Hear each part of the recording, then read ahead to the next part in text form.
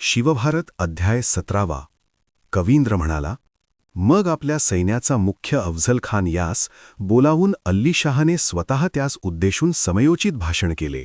अल्ली शाह म्हणाला, ह्या सैनिकांच्या समुदायामध्ये तूच आमचे हित करणारा आहेस, देवब्राह्मणांचा विरोध करणारा आणि जणू काय दुसरा कलिकालच आहेस.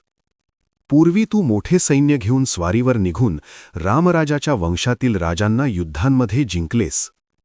शत्रूस ताप देणारा तुझा प्रताप जागृत असताना श्रीरंगपट्टणचा राजासुद्धा समरांगणापासून विरक्त झाला आहे. ज्याप्रमाणे गारुख्याने अतिशय चिडलेल्या सापास वश करावे, त्याप्रमाणे त्वाम वीराने पराक्रम करून एका क्षणात कर्णपूरचा राजा ताब्यात आणला. मंदराचलाप्रमाणे सामर्थ्य असणाऱ्या त्वाम मधुरा शहर उद्ध्वस्त केले व कांची हस्तगत करून सुवर्णही लुटून आणले. पदोपदी यश मिळणाऱ्या त्वाम दास बनवलेला वीरभद्रसुद्धा छत्रचामरयुक्त ऐश्वर्य विसरून गेला आहे.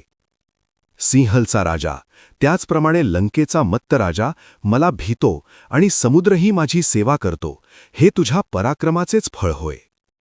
हे अफझल खाना, तू चालू लागलास म्हणजे सातही कुलपर्वत डळमळू लागतात, सातही समुद्र क्षुब्ध होतात आणि सातही द्वीपे खचतात. तुझा पराक्रम ऐकून क्रोधाविष्ट झाल्याने दिल्लीच्या बादशाहसुद्धा रात्रंदिवस निद्रा येत नाही. अशा प्रकारचा तू अजिंक्य महावीर जागृत असताना शहाजीचा पुत्र शिवाजी माझा रात्रंदिवस द्रोह करतो, हे आश्चर्य होय. अरे अरे, त्या महाउत्साही मानी स्वधर्माभिमानी वीराकडून मुसलमानी धर्माचा नाश होत आहे. भयंकर अरण्यातील सिंहाप्रमाणे क्रमाक्रमाने आक्रमण करून हा स्वतंत्र माझा अंमल मुळीच मानित नाही. कपटामुळे ज्याचे चित्त चलित झाले आहे, अशा या दुष्टाच्या हाती हा सह्य पर्वत असल्यामुळे माझ्या मनाला पुष्कळ काळ असह्य झाला आहे. माझा बाप महमूद शहाने जर याचे निवारण केले नसते, तर याने दंडाराजपुरीच्या राजास समुद्रात बुडवले असते. पुत्र व अमात्यांसह चंद्रराव मोरे यास जिंकून त्याने अप्रतिबंधपणे जावली घेतली. सख्य करण्याची इच्छेने मी औरंगजेबास गड, अरण्ये व खाणी यांसह जो प्रदेश दिला होता, तो त्या प्रतापी, स्वतंत्र आणि उन्मत्त अशा त्या शिवाजीने मला व त्या मोगलांना न जुमानता बलात्काराने काबीज केला. हा लुटारूपणा करणारा आणि बंडखोर शिवाजी अचानक छापा घालून माझी शहरे, गावे व खेडी लुटतो. एका अहोरात्रात, एका पंधरावाड्यात किंवा एका महिन्यात करावयाची मजल हा निर्भय शिवाजी एका क्षणातच करतो. उग्र पराक्रमाचा आणि स्वतः कपटी स्वभावाचा हा जागरूक शिवाजी लहानपणापासून यवनांचा अपमान करीत आला आहे. या अत्यंत पराक्रमी शिवाजीने मोगलांची शहरे काबीज करून अहमदनगरादे शहरांना भयंकर शासन केले. मोठ्या प्रयासाने घेतलेल्या निजामशाहच्या राज्याचीही शाश्वती दिल्लीच्या बादशाहसुद्धा याच्या भीतीमुळे मुळीच वाटत नाही. पूर्वी माझ्या आजोबांनी वाढवलेला त्याचा पिता शहाजी हाही त्या उद्धट पोराला शिक्षा करण्यास समर्थ नाही. माझ्या प्रतापी पित्याने छापा घालून कैद केलेल्या शहाजी राजास या महाबाहू शिवाजीने आपल्या बळावरच सोडवले. हा अल्पवयीन असूनही शत्रूच्या भीतीने घाबरून जात नाही आणि आश्चर्यकारक पराक्रमी असा हा आमच्यावरही ताण करीत आहे. राजरोज, प्रताप आणि संपत्ती यांच्या योगाने हा उत्कर्ष पावत असल्यामुळे वैभवाची इच्छा करणारे राजे याचा आश्रय करू लागले आहेत. हा बलवान शिवाजी हळूहळू पावलं पुढे पुढे टाकीत माझे राज्य हिसकावून घेऊन गिळंकृत करणार की काय? त्याला जिंकण्यासाठी पूर्वी ज्या ज्या वीरांना वारंवार पाठवले, त्यांची याच्याशी गाठ पडल्यावर ते पुन्हा परत आले नाहीत. शत्रुवीरांचा नाश करणाऱ्या निर्भय अशा तुझ्याशिवाय त्याला जिंकणारा दुसरा कोणी मला दिसत नाही. म्हणूनच तूच जाऊन गडांच्या आश्रयाने राहणाऱ्या त्या दुर्जय्य शिवाजीला मूर्तिमंत ग्रहाप्रमाणे जिवंत पकडून आण. कवींद्र म्हणाला. ह्याप्रमाणे अतिशय विश्वासाने मानी अल्ली शाह त्याला बोलला असता अफझल खान खुश होऊन प्रस्तुत कार्यासंबंधी बोलला.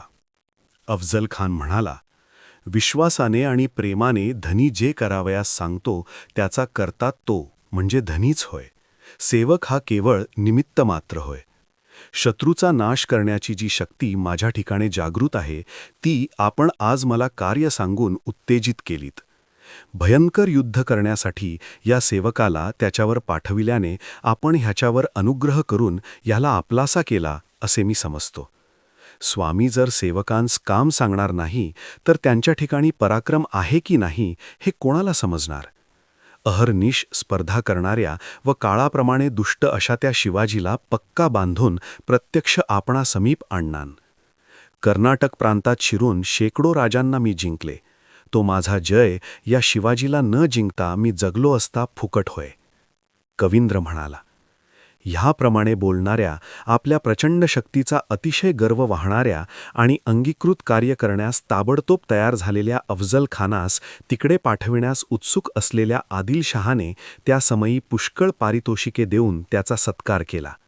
रत्नखचित खोगीर असलेले उंट व घोडे तसेच अलंकारयुक्त म्हणजे साज घातलेले भद्र जातीचे हत्ती, नाना प्रकारची कवचे, चिलखते, शिरस्त्रणे, शस्त्रे, विचित्र वस्त्रे, स्वतःची बिरुदे, विमानांना मागे टाकणाऱ्या अनेक प्रकारच्या पालख्या, चांदी सोन्याचे पलंग, पान सुपारीचे डबे, तस्ते, रत्नांची शिरोभूषणे, मोत्यांच्या माळा म्हणजे हार, हिऱ्यांची बाहुभूषणे, कडी, नाना रंगांच्या रत्नजडित अंगठ्या तसेच दुसऱ्या देशात होणारे त्या जातीचे अनेक उत्कृष्ट पदार्थ आणि कोट्यावधी खजिना अल्लीशहापासून अफजल खानास मिळाला. वज्राच्या धारेद्रमाणे तीक्ष्ण रत्नजडित म्यानात ठेवलेली हातात असलेली आपली स्वतःची कट्यार अल्लीशहाने त्यास दिली. मग स्वामीनेच प्रेमाने त्याच्या कमरपट्ट्यात अडकवलेली ती रत्नजडित म्यानात असलेली व अलंकारांनी युक्त अशी ती कट्यार त्याने धारण केली. नंतर निघण्याच्या समयी उचित असा मुजरा त्यास प्रेमाने पुन्हा पुन्हा करून पर्वतासारखा तो अफजल खान चालू लागला. वारंवार मुजरा करणाऱ्या व चालू लागलेल्या त्या अफजल खानावर पदोपदी कृपादृष्टी फेकून स्वामीने अनुग्रह केला. त्या महत्वाकांक्षी आदिलशहाने त्या वीरमान्य अफजल खानास सेनापती करून दुसऱ्याही सेनानायकांस त्याला सहाय्य करण्याविषयी आज्ञा केली. 100 दैत्यासारखा अंबर आणि प्रतापवान याकूत, महामानी मूस खान आणि हसन पठाण, रणदुल्ला खानाचा रणदुल्ला नावाचा पुत्र आणि निरंकुश हत्तीसारखे स्वैरगती अंकुश खान, खेलकर्णाचा त्रिकत घेतलेला गुलाम बर्बर आणि तो शत्रुरूपी वृक्षांना हत्तीसारखा असलेला महाबाहू हिलाल, हे आणि सैन्याने व मित्रसमुदायाने युक्त असे दुसरे यवन ताबडतोब स्वामीच्या आज्ञेने त्या सेनापतीच्या मागून गेले. 55 ते 58 ज्यांनी बलाने अनेक शत्रुवीर जिंकले आहेत असे युद्धनिपुण घोर कर्मे घोरपडे सुद्धा त्याच्या मागून गेले. पांढे नाईक, खराटे नाईक, पुष्कळ सैनिकांचा नाईक कल्याण यादव म्हणजे जाधव, ज्याचा युद्धावेश प्रचंड आहे असा मंबाजी भोसले, जगद्विख्यात पराक्रम करणारे घाटे आणि कांटे, हे आणि दुसरे राजे आणि हजारो सामंत चतुरंग सेनेसह त्या सेनापती मागून गेले. तेव्हा ज्योतिषाने सांगितलेल्या मुहूर्तावर निघालेल्या त्याला अशुभसूचक पुष्कळ दुष्चिन्हे झाली. पंख फडफडवून मोठमोठ्याने ओरडणाऱ्या आणि डाव्या बाजूने जाणाऱ्या कावळ्यांनी त्याचे साहस वृथा आहे असे सांगितले. भर दुपारी सूर्य अस्पष्ट दिसू लागला. अंतरिक्ष जणू काही पेटले, दिशा धूसर झाल्या. एक मोठी उल्का आकाशातून एकाएकी पडली. मेघाविनाच आकाशात विजेचा मोठा कडकडाट झाला. पूर्वेकडे कोल्हे भयंकर उरडू लागल्या. ध्वज मोडला आणि वाहने खिन्न झाली. खडे धूळ यांचा वर्षाव करणारा वारा उलट वाहू लागला. सैन्याच्या आघाडीचा हत्ती अंकुशाने टोचला असताही पुढे सैरावैरा पळू लागला. ह्या व दुसऱ्या दुश्चिन्हांनी जरी त्याचे निवारण केले तरीही नमुचीप्रमाणे त्याने युद्धोत्साह सोडला नाही. मग विजापुराहून निघालेला तो अफजल खान अर्ध्या योजनेवर तळ दिला. तेथे चहूंकडून आलेल्या सेनांनी युक्त असा तो तळ देण्याच्या बेतात असलेला सेनासमूह समुद्रासारखा भासला. उंची कापडाचे खांब उभे केलेल्या, उंचीमुळे आकाश झाकून टाकणाऱ्या नव्या तंबूंनी ते सैन्य शोभत होते. अनेक रंगांच्या विस्तीर्ण बैठकी समामंडपाच्या आत पसरलेल्या होत्या. आवडीच्या पुष्कळ वस्तूंच्या रचलेल्या राशींनी ते सुशोभित दिसत होते. उंच उभारलेल्या छतांनी त्यातील अंगणे छायामय व शोभिवंत दिसत होती. जवळच पुढील भागी घोडे बांधलेले होते. मदोन्मत्त गजसमूहांच्या गर्जनांनी दिशा भरून गेल्या होत्या. अहोरात्र पहारा करणारे बंदूकवाले, धनुर्धर, दुसरे धाल तलवार धारण करणारे, अगणित परशुधारी, शक्ती धारण करणारे असे लोक सभोवती उभे राहून त्याची आठी दिशांचे रक्षण करीत होते. पुष्कळ नगारे व प्रचंड वाद्यांच्या घडाक्याने ते भयंकर भासत होते. नाना प्रकारची कार्य करण्यात घडलेल्या लोकांच्या गोंगाटाने ते व्यापून गेले होते. आपापल्या योग्य ठिकाणी राहिलेले सर्व लोक आनंदात होते. अशा प्रकारचे ते सर्व सैन्य सेनापतीने मोठ्या गर्वाने पाहिले.